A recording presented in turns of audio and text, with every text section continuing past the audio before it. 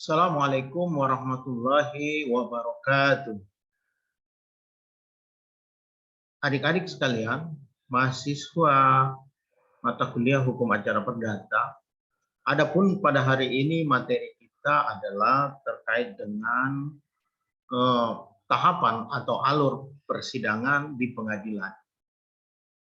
Setidaknya setelah surat kuasa dari penggugat kepada advokat atau kuasa hukum yang ditunjuk, kemudian kuasa hukum membuat surat gugatan.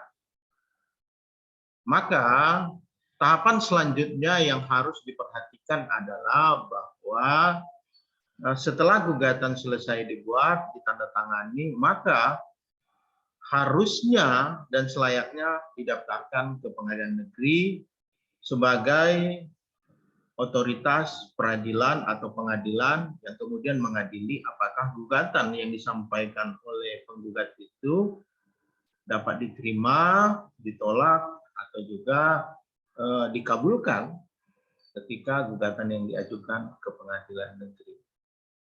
Adapun yang menjadi tahapan persidangan setelah misalnya didaftarkan di kepanitraan ya, panitraan pengadilan negeri di mana tempat tergugat atau domisili gugatan diajukan.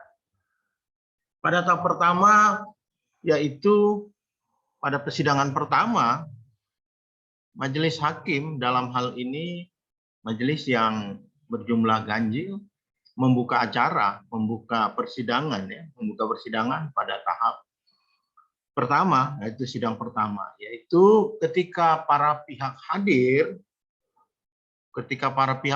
baik penggugat atau tergugat setelah dilakukan pemanggilan secara sah dan patut, ketika penggugat dan tergugat hadir, maka dilakukan mediasi.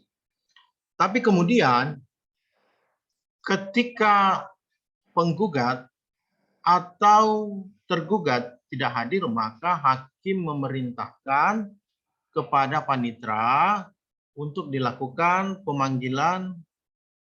Kalau misalnya penggugatnya hadir, tergugatnya hadir, maka dilakukan pemanggilan terhadap tergugat. Atau sebaliknya, ketika tergugat hadir, tapi kemudian penggugat tidak hadir, maka dilakukan pemanggilan sidang sekali lagi pada tanggal yang telah ditentukan pada persidangan pertama itu. Kemudian nanti dipanggil untuk hadir pada persidangan selanjutnya, yaitu sebagaimana ketentuan pasal 150 RPG. Tapi kemudian setelah dilakukan pemanggilan oleh jurusita, kalau kita tadi kembali pada persidangan pertama, ketika penggugat atau kuasanya tidak hadir, maka tidak hadir ya pada persidangan pertama. Persidangan kedua juga tidak hadir, maka sesuai dengan ketentuan pasal 148 RBG, maka gugatan dari penggugat akan gugur ketika pada persidangan pertama dan kemudian persidangan kedua secara berturut-turut tidak hadir, maka gugatan akan dinyatakan gugur. Tapi kemudian kalau penggugat hadir, persidangan pertama hadir, persidangan kedua hadir, atau salah satunya ya pada persidangan pertama tidak hadir, tapi persidangan kedua tidak hadir, maka secara berturut-turut baik persidangan pertama atau persidangan kedua tergugat tidak hadir, maka dilakukan pemanggilan sekali lagi, ya, pemanggilan sekali lagi, dipanggil sekali lagi. Apabila misalnya secara berturut-turut persidangan pertama, persidangan kedua tergugat tidak hadir, maka gugatan dapat dikabulkan. Gugatan dapat dikabulkan apabila misalnya gugatannya dapat dinilai oleh hakim memiliki alasan hukum ya.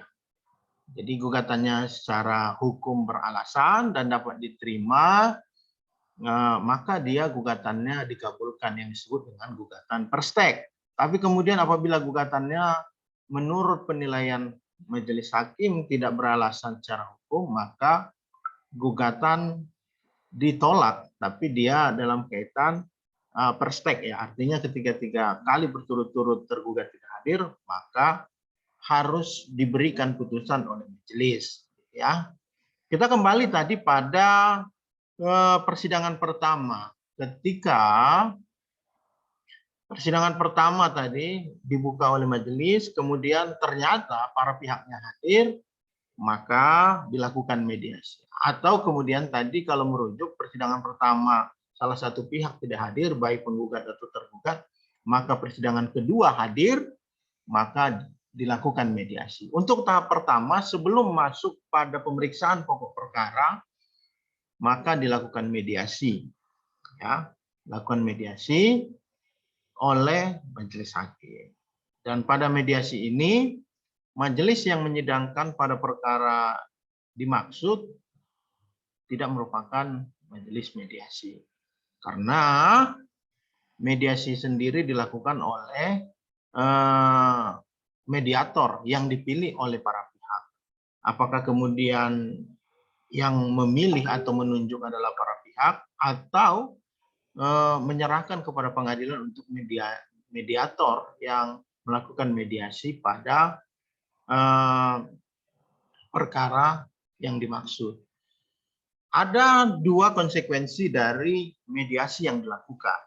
Yang pertama, ketika misalnya dari hasil mediasi itu penggugat dan tergugat sepakat untuk berdamai, maka dibuatlah di akta perdamaian yang kemudian gugatan akan dicabut, tidak dilanjutkan. Tapi kemudian setelah waktu yang ditentukan, yang kemudian nanti kita akan bahas pada materi yang lain mengenai jangka waktu pelaksanaan mediasi, ketika pada proses mediasi yang dilakukan setelah waktunya melampaui atau waktu yang ditentukan telah dilalui dan kemudian tidak mendapatkan hasil perdamaian atau mediasi yang dilakukan adalah gagal, maka dilanjutkan dengan pembacaan gugatan yang dilakukan oleh penggugat. Ya. Pembacaan gugatan ini ada 2 metode.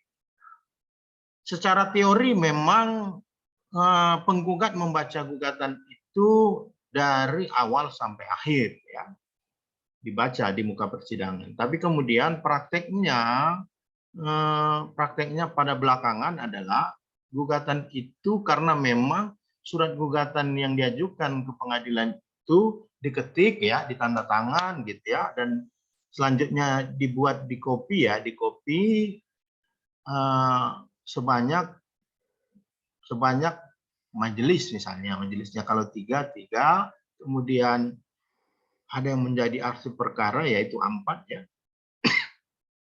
Dan kemudian ada juga diserahkan pada tergugat. Jadi pada prakteknya seringkali itu dilakukan tidak lagi dibacakan secara lisan ya, tapi kemudian dianggap dibacakan. Dan itu kan majelis menanyakan apakah kemudian penggugat atau kuasanya membacakan secara langsung secara lisan atau secara oral di muka persidangan. Nah, atau sesungguhnya sudah dianggap dibacakan karena memang sesungguhnya surat gugatan itu sudah berada di tangan tergugat juga. Dan pada prakteknya banyak itu tidak dibacakan lagi dan dianggap sudah dibacakan.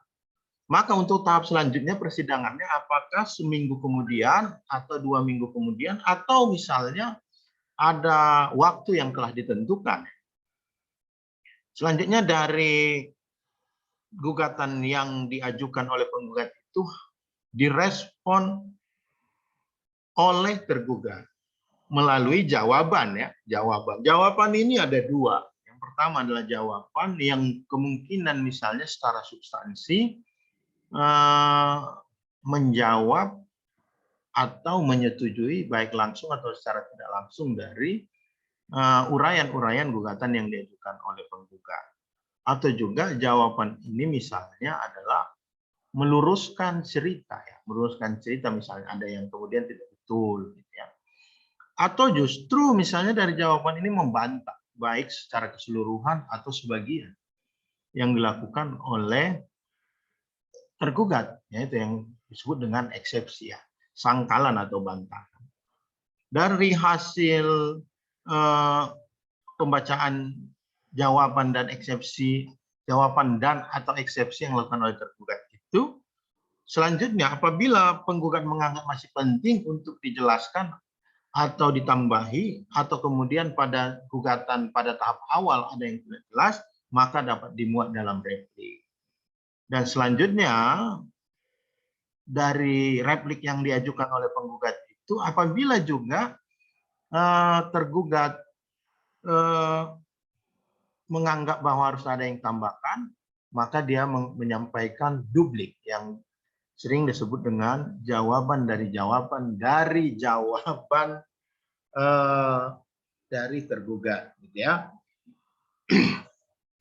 Untuk selanjutnya perlu saya sampaikan bahwa dari hasil replik, duplik, atau bahkan misalnya eksepsi yang diajukan oleh tergugat tadi, apabila kemudian eksepsi itu menyangkut pada syarat formil, ya syarat sahnya sebuah gugatan, ya syarat formilnya, mengenai misalnya kompetensi relatif, mengenai gugatannya kabur atau gugatan salah orang, ya, atau misalnya dia gugatan yang diajukan pada perkara yang sudah pernah diajukan sebelumnya, maka dapat diberikan putusan sela untuk menjawab eksepsi yang diajukan oleh tergugat tadi. Nah, apabila kemudian eksepsi dari tergugat tadi itu dinyatakan misalnya kompetensi absolut atau kompetensi relatifnya memang dikabulkan eksepsinya bahwa tidak seharusnya berada di pengadilan atau peradilan yang diajukan pada tempat gugatan ini diajukan, maka dia tidak dapat diterima, yaitu artinya eksepsinya digunakan dan perkara tidak dilanjutkan. Tapi kemudian apabila misalnya eksepsinya tidak menyangkut pada kompetensi absolut dan relatif tadi dan syarat sah formil sebuah gugatan itu, maka dilanjutkan dengan pemeriksaan alat bukti. Alat bukti, ya. Biasanya pada tahapannya pembuktian pertama dilakukan oleh penggugat, ya, penggugat diajukan oleh penggugat, yaitu dalam kaitan kesaksiannya. Kesaksian, mohon maaf, alat bukti surat, ya, alat bukti surat atau alat bukti yang lain, gitu ya.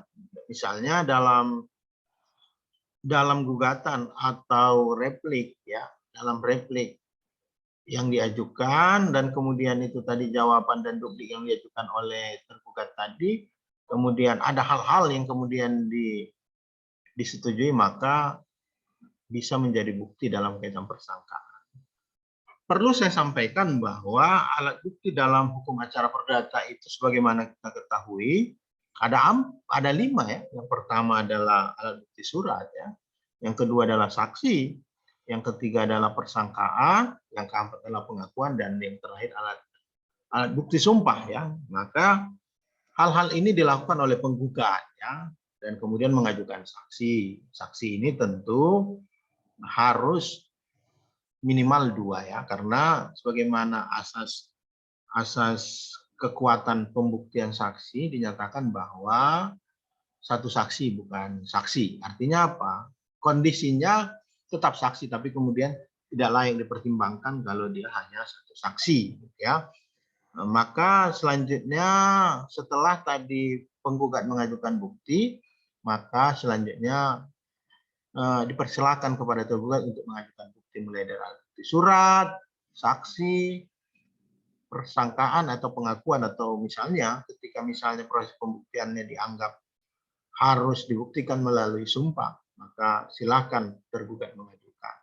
Dari tahapan itu selanjutnya diberikan kepada para pihak mengajukan kesimpulan, ya, kesimpulan dan atau konklusi, ya, konklusi menyimpulkan bagaimana sesungguhnya pandangan para pihak baik penggugat atau tergugat dalam hal memandang proses persidangan dari awal sampai pembuktian yang dilakukan. Selanjutnya, setelah ini dilakukan oleh para pihak, baik tadi gugatan, jawaban, replik, duplik, pembuktian, dan juga mengajukan kesimpulan, maka sudah saatnya hakim menilai, ya, memeriksa dalam kaitan menganalisis gugatan, termasuk dari jawaban eksepsi, pembuktian yang diajukan oleh para pihak, maka dianalisis sesungguhnya apakah perkara ini layak untuk dikabulkan atau juga tidak dapat diterima atau ditolak. Karena misalnya dari aspek pembuktian dianggap bahwa gugatan ini tidak dapat dibuktikan, dalil-dalil yang diajukan oleh penggugat misalnya tidak dapat dibuktikan, atau sebaliknya dapat dibuktikan bahwa dalil-dalil yang diajukan oleh penggugat tadi dapat dibuktikan, maka gugatan dikabulkan. Selanjutnya, majelis hakim bermusyawarah untuk memutuskan sesungguhnya hasil putusannya apa. Itulah tadi sekilas alur persidangan yang diajukan di pengadilan negeri. Sekian dan terima kasih. Assalamualaikum warahmatullahi wabarakatuh.